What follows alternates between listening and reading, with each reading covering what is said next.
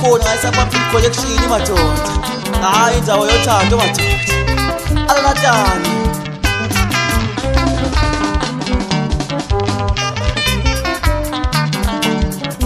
Madoda sengibonile uthando luyinkinga. Becela ngimbonise mina.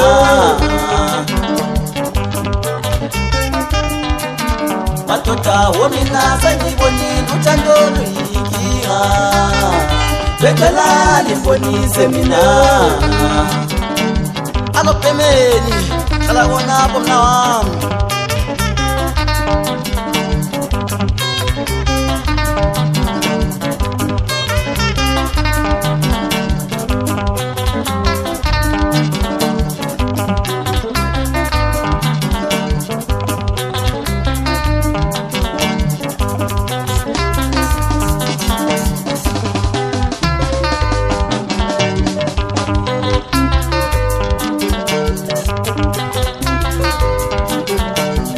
Uyakhala umpofini uthi seluthathele ubambo lwakhe.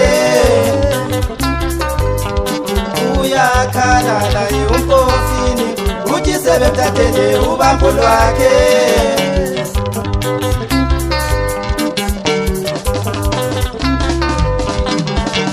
Wamgcine siyabona izihlobo kanti yikho ukuphela komuzi. Wamgcine siyabona izihlobo kanti yikho ukuphela komuzi.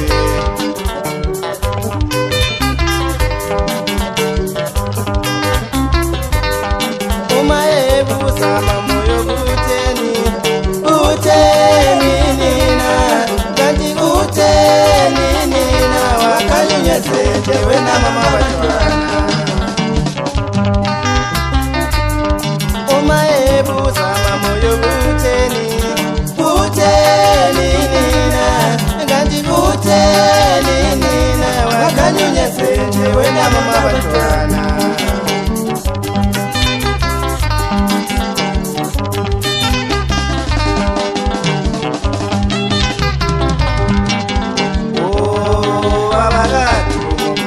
Niboshiwe nina, niboshiwe nina, nisetshele iniseka bantwana.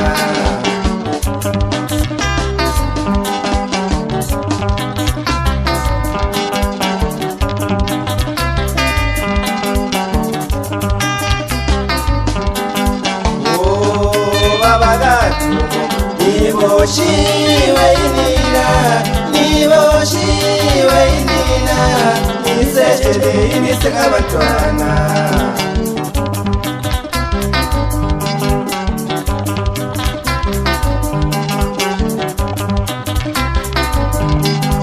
Oh baba gathu, niboshiwe nina, niboshiwe nina, nisetshele iniseka bantwana.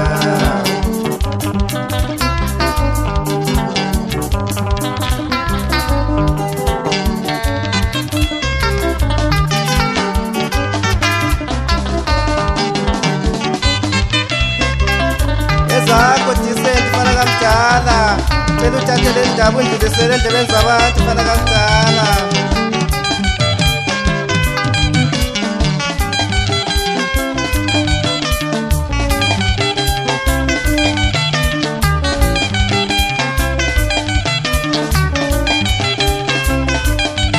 Uma ebuza mamoyo kutheni, utheni nina, kanti utheni nina, wakanyunyezele wena mama bantwana.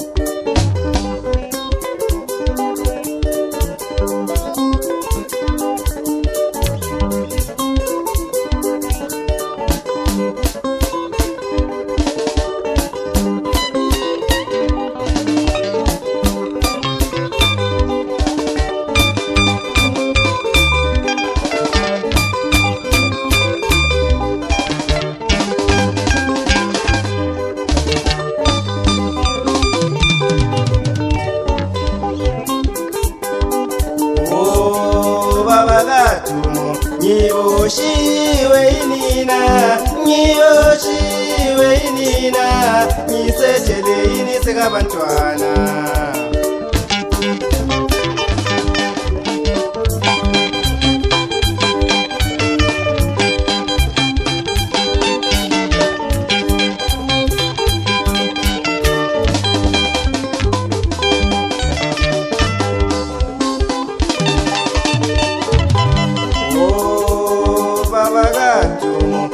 ngiboshiwe nina ngiboshiwe nina ngisejele yini sekabantwana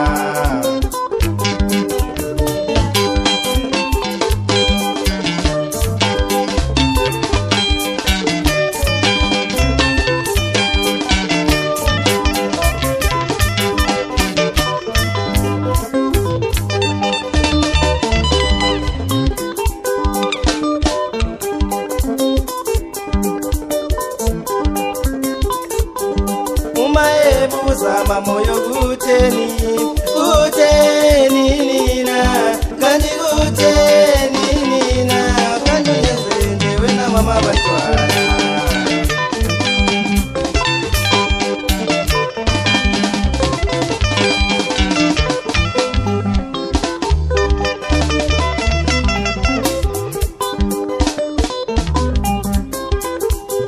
umaebu zama moyo kuteni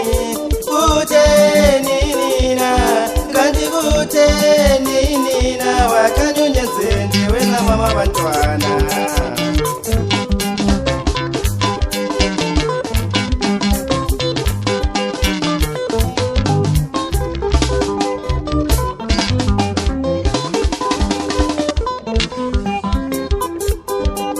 oh baba gatumo ngiboshiwe inina ngiboshiwe inina ngisejele yini sekabantwana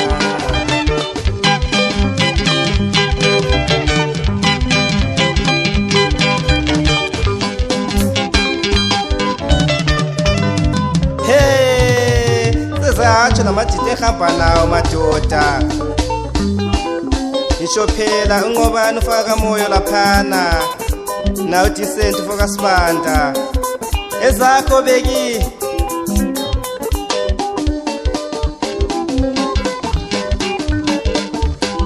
kuze kwasho lo babami laphana babomncane phela u5 no Abeli laphana bathi ayikhuphuke mfana